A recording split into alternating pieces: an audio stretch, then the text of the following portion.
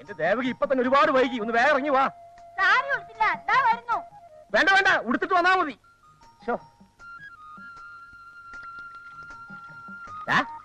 ഇതുവരെ വന്നില്ലേ? കണ്ടില്ല. ഞാൻ പ്രത്യേകം പറഞ്ഞ എംബോക്കിയോട് 10 മണിക്ക് പ്ലെയിൻ വരും, 8 മണിക്ക് പുറപ്പെടണമെന്ന്. മോന്റെ മുറിയെ വൃത്തിയാക്കിയോ? ഓ, വൃത്തിയാക്കി. ഒരു പൊടി പോലും കണ്ടുപോകരുത്. ഇപ്പൊ അവന്റെ സ്വഭാവം എങ്ങനെയാണെന്ന് നമുക്ക് പറയാൻ കഴിയില്ല. പിന്നെ നീയൊക്കെ നല്ല ഡിസിപ്ലിനിലായിട്ട് നിന്നേക്കണം. പിന്നെ ഒന്നുമല്ല.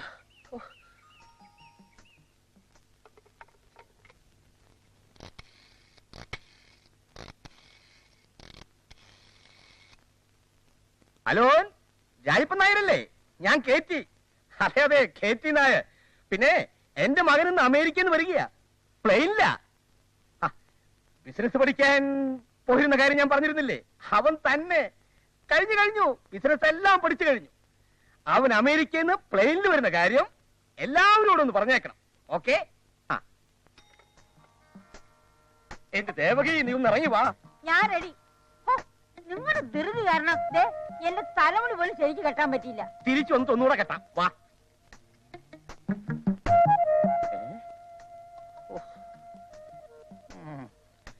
ഭഗവാനെ, അവ ഇതോടെ വന്നില്ലേ?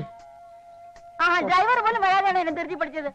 ഞാൻ ആ തലമുടി പോലും ശരിക്ക് കെട്ടാതെയാ വന്നത്. ഞാൻ പോയി കെട്ടിട്ട് വരാം. അതിനിടയ്ക്കാവും വന്നാൽ ഞാനങ്ങ് പോവും. വേണ്ട. പിന്നെ ദേവകി, പിന്നെ ഒന്നുമല്ല. ഇതിന് തലയ്ക്ക് വട്ട.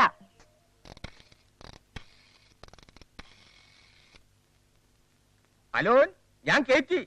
അതെ, അമേരിക്കയിൽ നിന്ന് എന്റെ മകൻ പ്ലെയിനിൽ വരുന്നു. ഓ, ഞാൻ പറഞ്ഞിരുന്നുവല്ലേ, മറന്നുപോയി. 10 മണിക്കാ പ്ലെയിൻ. ഡ്രൈവറാണെന്നും പറഞ്ഞിട്ട് നാണം കെട്ടവനെ ഞാൻ അവിടെ ശമ്പളം കൊടുത്ത് തീറ്റിപ്പോറ്റുന്നുണ്ടല്ലോ. ആ ശവനം മുടക്കി ഇതുവരെ വന്നിട്ടില്ല. വരുന്നുണ്ട് ദരിദ്രവാസി. വരുന്ന വരവ് കണ്ടില്ലേ, ഓടിക്കുഴഞ്ഞ്. ഇന്ന് ഇവനെ ഞാൻ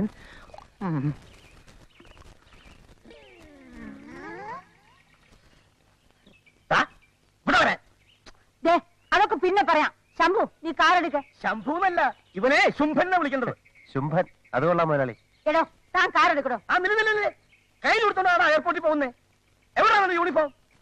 അത് 1.5 വർഷത്തെ നിരന്തരമായ ഉപയോഗം മൂലം യൂണിഫോം എന്ന് പറയുന്ന ആ സാധനം ഛിന്ന ഭിന്നമായി പോയ കാര്യം ഞാൻ മുതലാളിയെ നേരത്തെ ഉണർത്തിച്ചിരുന്നു. അത് എന്ന് വെച്ച് എന്റെ മുൻ അമേരിക്കയിലാണ് വരുന്നത്. അവന്റെ ഡ്രൈവർ കയ്യിലെടുത്തോണ്ട് പോയാൽ അതിന് കുറച്ച് ആർക്കാടാ? മുതലാളിക്ക് അല്ല, അവന്, എന്റെ മോന്. അത് ഞാൻ സമ്മതിക്കില്ല. മതിന്നെ, നീ കാറെടുക്ക. ആ കയ്യിലേക്ക് മാറ്റി. അപ്പുറത്ത് പോയി മാറ. ഞാൻ ഒരുത്തൻ ഇവനെ ഞാൻ വെച്ചിരിക്കില്ല. അധിക പ്രസംഗി. അല്പ ഇറക്കം കുറവാ. സാരല്ല. ഇത് ചുരുങ്ങിപ്പോയി. ഇറക്കൽപ്പം കുറഞ്ഞാലും നന്നായിരിക്കും. ഇതൊക്കെ മതി. പിന്നെ എയർപോർട്ടിൽ മോൻ കാറിന്റെ അടുത്ത് വന്നാൽ ഉടനെ നീ സല്യൂട്ട് ചെയ്തേക്കണം. അതെങ്ങനെ? ഇങ്ങനെ. വണ്ടി എടുക്കണോ?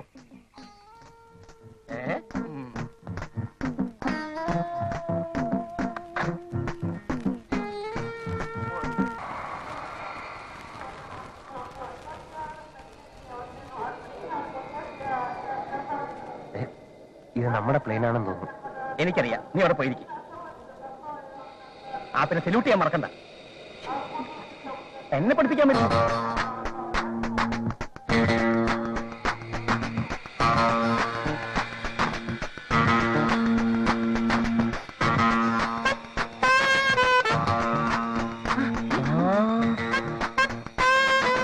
Hello.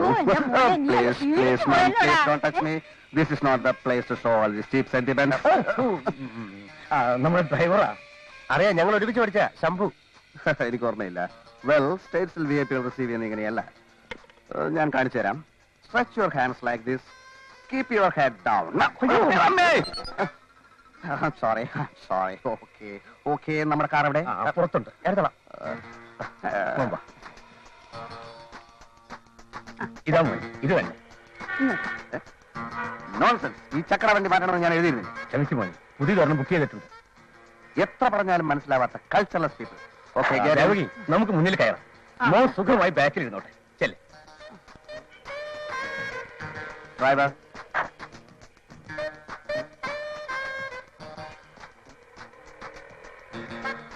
Come here. ഡോർ തുറന്നു തരാൻ ഞാൻ പറഞ്ഞു തരണോ? ഞാൻ ഈ അമേരിക്കയിൽ പോയിട്ടില്ലാത്തോണ്ട് എനിക്ക് അറിഞ്ഞൂടാ. വെയിറ്റ്. ആദ്യം കാറിലേക്ക് എന്നെ ആനയിക്കൂ. അല്ല അത് ഞാൻ പറഞ്ഞു തന്നില്ലേ, stretch your hands like this, keep your head America style. മനുഷ്യനായാൽ എന്തിനും ഒരു സാവകാശമൊക്കെ വേണ്ടേ? ആയിരക്കണക്കിന് മൈൽ അകലേന്ന് യാത്ര ചെയ്ത് വന്ന കൊച്ചന് ഒന്ന് വിശ്രമിക്കാൻ സമയമെങ്കിലും കൊടുക്കണം. ഒരു തീരുമാനം അറിഞ്ഞിട്ട് വിശ്രമിക്കട്ടെ എന്ന് കരുതി. തീരുമാനം അറിഞ്ഞല്ലോ. പെണ്ണ് കെട്ടാൻ മനസ്സിലെന്ന് അവൻ പറഞ്ഞില്ലേ, ഇനി എന്തോ ചെയ്യും?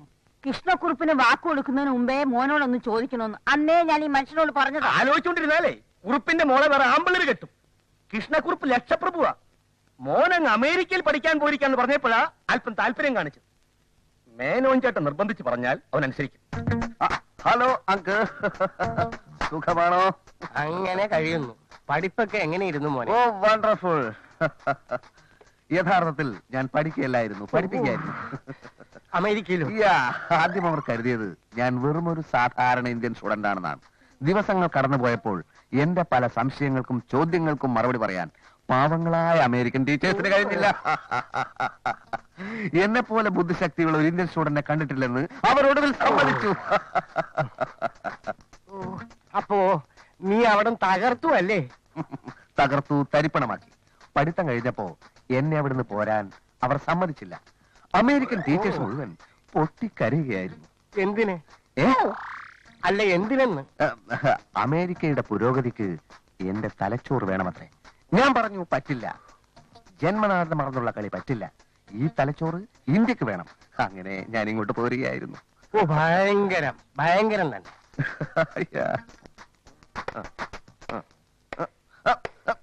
സ്റ്റോപ്പ്. അതൊക്കെ ഉറപ്പിച്ചാ മതി. ക്രിക്കറ്റ് കളിക്കാനാണ്, പശുക്കളെ കെട്ടാനല്ല. ക്ഷമിക്കണം, എനിക്ക് ഈ കളി അത്ര വശമില്ലാത്തോണ്ടാ. ഓ ഇത് കേട്ടാ തോന്നുന്നു മറ്റു കളികളൊക്കെ വലിയ വശമാണ്. അതൊന്നും പറയണ്ട. സ്കൂളിൽ ഫുട്ബോൾ ടീമിന്റെ ക്യാപ്റ്റൻ ഞാനായിരുന്നില്ലേ? മാധവന് ഓർമ്മയില്ലേ? എന്താ മാധവനോ? എന്റെ ഡ്രൈവർ എന്റെ പേര് വിളിക്കുന്നു. നമ്മളൊക്കെ ഒന്നിച്ച് പഠിച്ചവരല്ലേ? എന്ന് വെച്ചാൽ അപ്പനെ കയറി കളിയാന്ന് വിളിക്കോ? അപ്പനെയൊക്കെ അച്ഛാന്ന് വിളിക്കാമല്ലോ. സാറേ എന്ന് വിളിക്കണം. പിന്നെ ആര് പറഞ്ഞു ഞാൻ മാധവനാണെന്ന്? MA ധവാൻ, അതാ ഇപ്പൊ എന്റെ പേര്. ധവാൻ സാർ എന്ന് വിളിക്കണം. പേര് മാറിയ വിവരം ഞാൻ അറിഞ്ഞില്ല സാറേ.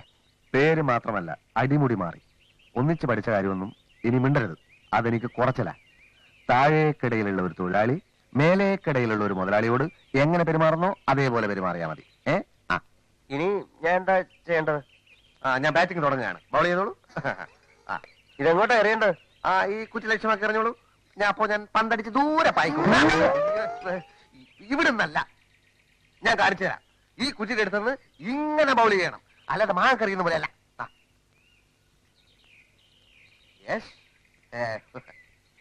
ദാണ്ട് ഒരു കുറ്റി താഴെ കിടക്കുന്നു. അത് 2 എണ്ണം മതി. റെഡി? 1 2 അയ്യോ